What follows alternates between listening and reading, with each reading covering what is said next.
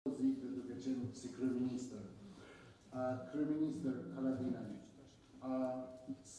Në qashëm me entitetet e kontestuara nga Rusia në Kaukaz, si që janë manifestohet në dy forma.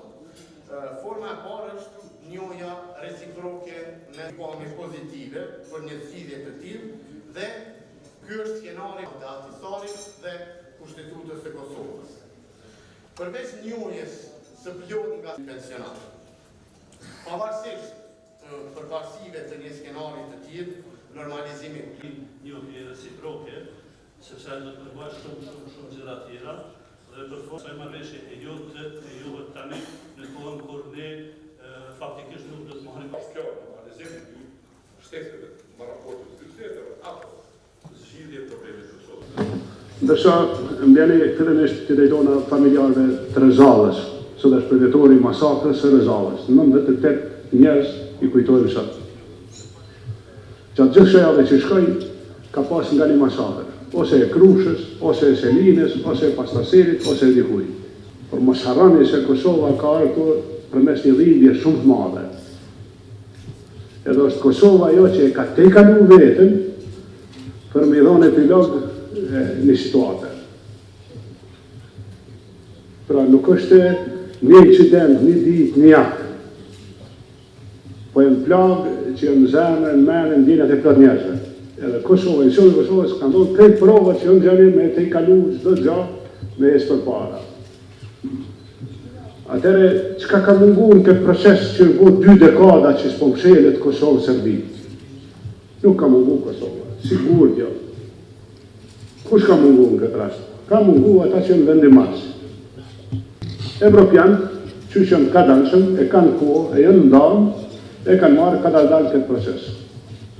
Janë bërë 2 dekada, nuk kom mshel Kosovë, Serbi është e pakutim. Pra është diçka më e çuditshme që ka mujtë me ndodhë.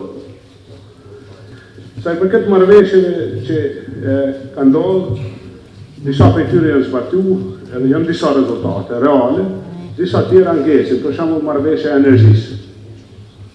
Këto shihet dobësia e Brukselit, zyrtarë. Për shembull, Brukseli zyrtarë lejon që mu mendohë plot veprime jo ligjore në energji, në veri, rreth Kosovës, në investime, në transmision këto. Edhe se ka një fuqi me i thanë Beogradi që s'ki drejt me bo një veprim tillë. Mos ka dishmëria e dikuj me marrë rolin, nuk do të thotë që e ndalë Kosovën. Finali është marrëdhëniet që kanë 2 shtete, që njohin njëra tjetrën.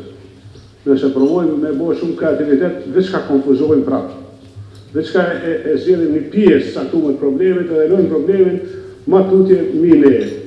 Finali është njohje reciproke, duhet me ndohë kush e ka guximin me një mundet, një mon ose fuqin, ose ka në instrument, kush e ka, duhet me thonë Kosovës, shko rrugës tane. 2 dekada, 20 vjetë, në Evropë, edhe po na thojnë, po e vazhdojmë dialogë, të i kurë. Kjo është ajteti.